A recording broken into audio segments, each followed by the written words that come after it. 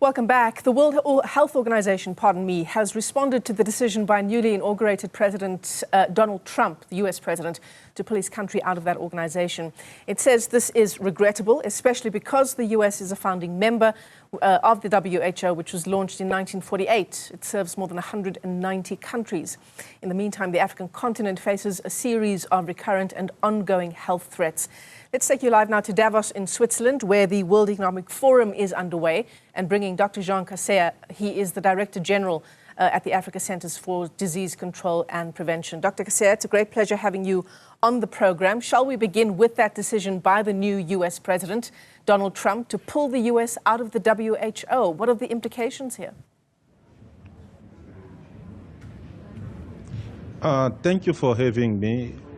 You know, as leader of health in Africa, Director General Africa CDC, my interest is the health of African people.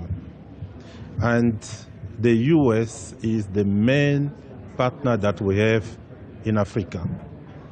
And the US is providing a large spectrum of services to African people.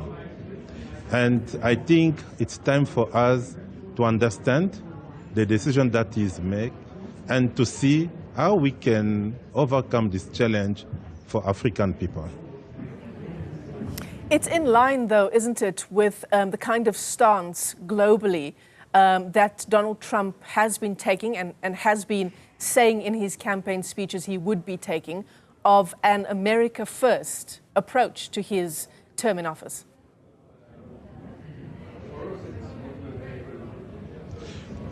Yes. You know, I think African people, they know what they want. American people, they know what they want. In Africa, we don't vote for an American president, but we consider any administration in the US as a partner of African countries. And at the continental level, we are approaching the new administration and working with them to see how we can leverage appropriate resources and support to African agenda. And this one will be a win-win because they will make America great again, while we'll make Africa great again. I think this is the message that we are giving to each other. There is a win-win for all of us. Dr. Kaseya, it seems a long time ago now, but COVID-19 wasn't that long ago. We are a world that wants to move on very quickly, aren't we? What are some of the lessons that we learned, particularly as the African continent, on not only our own ability in the wake of a pandemic, but the kind of assistance that we can expect from the rest of the world when it comes to things like COVID-19? There are two major lessons that we learned from COVID. The first one is inequity. The second one is weak health systems in Africa. When we talk about inequity, we talk about lack of access to vaccines, medicines, diagnostics that we faced at that moment.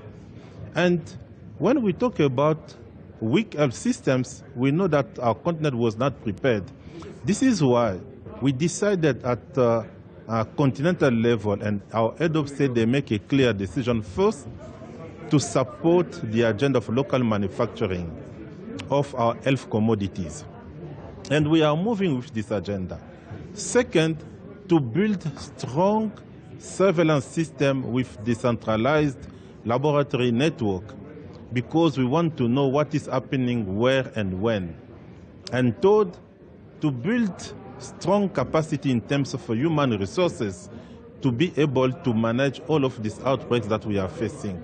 These are major lessons that we learned, in addition to appropriate and respectful partnership that we must have.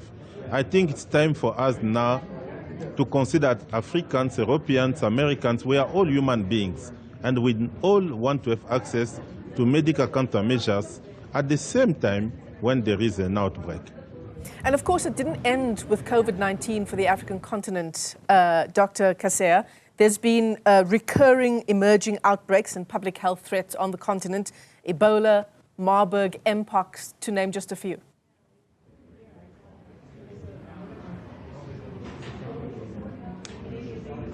Yes, Mpox, I have to call it a wake-up.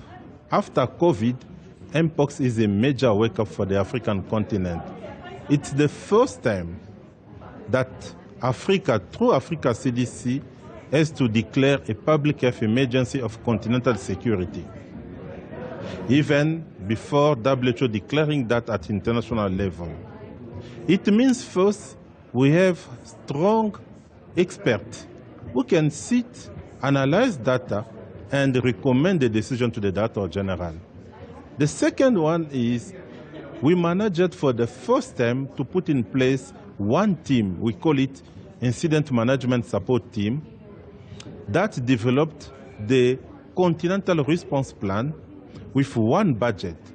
It means today when we are talking about Mpox, we are talking about one team of 29 partners under the co-leadership of Africa CDC and WHO, sitting together to support the response. We have great success, while we are still facing some challenges in terms of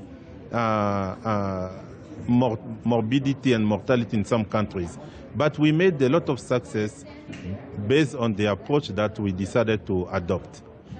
And Dr. Kaseya, what steps, and perhaps you can take us into your confidence about the kinds of conversations that are taking place at the World Economic Forum in Davos, but what steps is the Africa CDC taking to strengthen our preparedness as a continent, and how are other member states collaborating there? Yes, this year Davos is mostly about artificial intelligence, how to leverage on artificial intelligence to make the agenda of development moving. I think from our side as Africa CDC, we believe that artificial intelligence can also help the continent to push the agenda of public health. We are talking about how to make all of our health centers connected for timely information for decision-making process. The second one, we are talking about how we can also accelerate with initiatives like telemedicine. If everyone can get connectivity, that is possible. We can use these examples that we see in other countries, other continents for telemedicine. We are also talking about how to strengthen our surveillance system by using the digital system. And lastly, we are talking about how to drive the agenda of development by using the health sector as the entry point. I think all meetings that we have in Davos this year are inspiring us too much. And when we'll be back in Africa, we'll see how to start to implement all of the lessons while we'll reinforce where we are doing very well. I think, Dr. Kaseya, you've already touched on this, but perhaps you can talk just a bit more about some of the gaps that remain in Africa's health security and how the CDC is working to breach that. And, when I think about gaps, the first thing that comes to mind is the impact of climate change.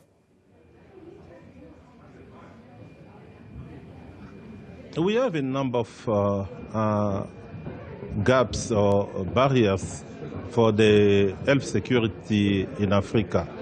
The first one, we are talking about human resources.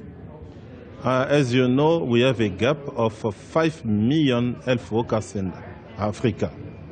And every year, some of the medical doctors, the nurses we are training, are moving to other continents for reasons we know. Then, Africa CDC is implementing an initiative, we call it 2 million community health workers.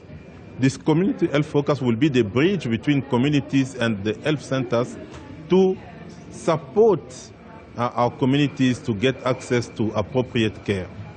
The second gap, we are talking about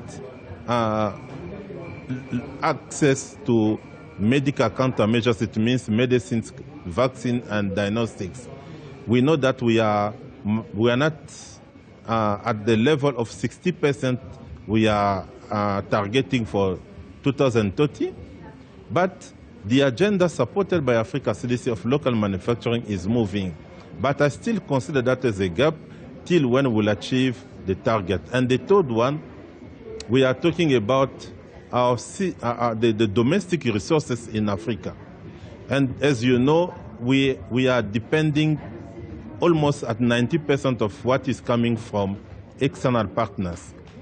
I'm glad to inform that our head of state, they will meet on the 14th of February in Addis Ababa to discuss domestic resources for Africa and how to provide appropriate funding to Africa CDC and African Medicine Agency.